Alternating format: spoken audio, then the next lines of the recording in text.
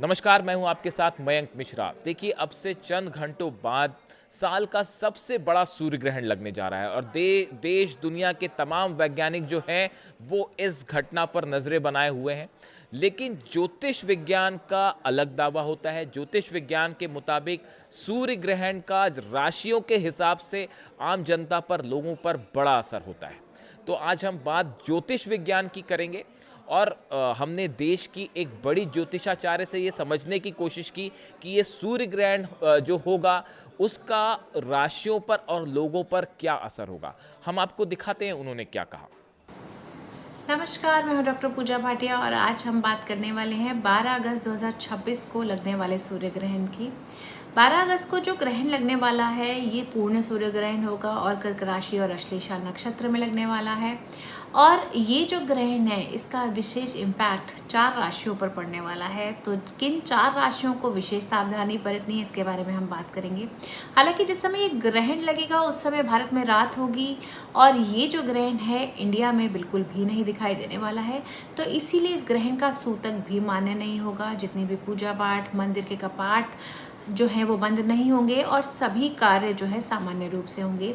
लेकिन फिर भी यदि हम ज्योतिष की बात करते हैं तो ज्योतिष के आधार पर ग्रहण का एक जनरल इम्पैक्ट रहता ही रहता है, क्योंकि सूर्य और चंद्रमा हमारी 2 ल्यूमिनरीज मानी जाती है और कहीं ना कहीं एक्लिप्स का एक जनरल इम्पैक्ट रहता ही रहता है। और ये जो ग्रहण है जिस दिन होगा उस दिन सूर्य चंद्रमा एक ही राशि में, कर्क राशि में होंगे, अमावस्या भी होगी। और इसका एक जनरल इम्पैक्ट आप देख सकते हैं कि व्यक्ति के मन मस्तिष्क पर पड़ सकता है, परिवार पर पड़ सकता है, डिसीजन मेकिंग एबिलिटीज़ पर भी इसका असर पड़ सकता है। और अगर किन 4 राशियों की हम बात करते हैं कि उनको सावधान रहने की ज़रूरत है तो वो 4 राशियाँ हैं कर्क राशि, मकर राशि, मेष राशि और तुला राशि को बहुत ज़्यादा सावधानी बरतने की ज़रूरत है। हालांकि इंडिया में ये ग्रहण विजिबल नहीं है। कहाँ विजिबल है उसके बारे में हम बात करते हैं। ये जो ग्रहण है ग्रीनलैंड में, आइसलैंड में, स्पेन में, रशिया में, पोर्चुगल में, यूरोप में, अफ्रीका में, इन जगहों पे और उत्तरी अमेरिका में भी दिखाई देगा। और अधिकांश जो इन स्थानों पर ये 2 मिनट से कम समय का ही नजर आएगा ये ग्रहण। और जिस समय भारत में ग्रहण लगेगा उस समय रात के 12 अगस्त की रात के 9:04 से लेकर 11:15 तक ये रहेगा। और अगर हम पूरी ग्रहण की अवधि की बात करते हैं तो ये जो ग्रहण है 13 अगस्त की रात को 2:27 पर जाकर खत्म होगा। अब बात करते हैं कि किन राशियों को विशेष सावधानी बरतनी है। तो सबसे पहले मेष राशि की बात कर ली जाए। मेष राशि के चौथे भाव में ये ग्रहण लगेगा तो कहीं ना कहीं वर्क लाइफ बैलेंस आपका बिगड़ सकता है, क्योंकि चौथा भाव हमारे ज्योतिष में माना जाता है मदर का होता है, व्हीकल्स का होता है, घर संपत्ति का होता है, मानसिक शांति का होता है। तो कहीं ना कहीं बहुत ज़्यादा घर की जिम्मेदारियां बढ़ सकती हैं और आपको एक एक्सट्रीम तनाव फील हो सकता है, वर्क प्रेशर आपको फील हो सकता है।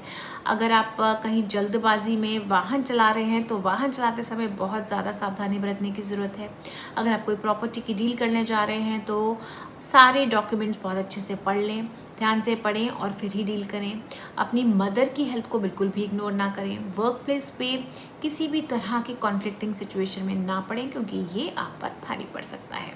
वहीं बात करते हैं कर्क राशि की। तो कर्क राशि वाले जितने भी हैं देखिए बहुत ही इमोशनल लोग होते हैं और ग्रहण भी कर्क राशि में ही है।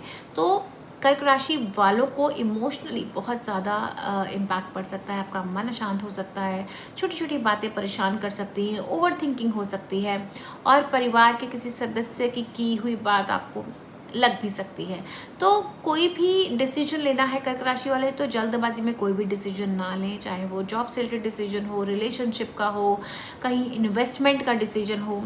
2 बार अच्छे से सोच समझ कर विचार कर कर ही डिसीजन लें और अपनी हेल्थ का विशेष ध्यान रखें, क्योंकि कहीं ना कहीं आपको हेल्थ रिलेटेड इश्यूज आ सकते हैं, आपको नींद आने में परेशानी हो सकती है, पाचन शक्ति में प्रॉब्लम आ सकती है। वही बात करें तुला राशि की। तो तुला राशि के 10वें भाव में ये जो ग्रहण है वो पड़ने वाला है। तो 10वां भाव हमारा प्रोफेशन का होता है, जॉब का होता है, बिजनेस का होता है, मान सम्मान प्रतिष्ठा का होता है। तो ऐसे में आप अपनी जॉब में किसी भी कॉन्फ्लिक्टिंग सिचुएशन में ना पड़ें। अगर कहीं पॉलिटिक्स दिखती है तो थोड़ा सा दूर रहें। हो सकता है कि कोई पुरानी गलती आपके सामने आ सकती है। अगर आपको कोई नई जॉब की अपॉर्चुनिटी आती है तो बहुत ही सोच समझ कर फैसला लें, सारी टर्म्स एंड कंडीशंस पढ़ लें, जॉब अपॉर्चुनिटी की, और ऑफिस में किसी भी पॉलिटिक्स में ना पड़े, सोशल मीडिया में भी कोई ऐसे कमेंट्स ना करें जिससे आपकी इमेज ख़राब हो, और हो सके तो फोकस रहें और अपने काम पर ही ध्यान रखें। अंत में बात करेंगे हम मकर राशि की। मकर राशि वालों के 7वें घर में ये जो है ग्रहण पड़ने वाला है, तो 7वां घर हमारा पार्टनरशिप का, मैरिज का होता है।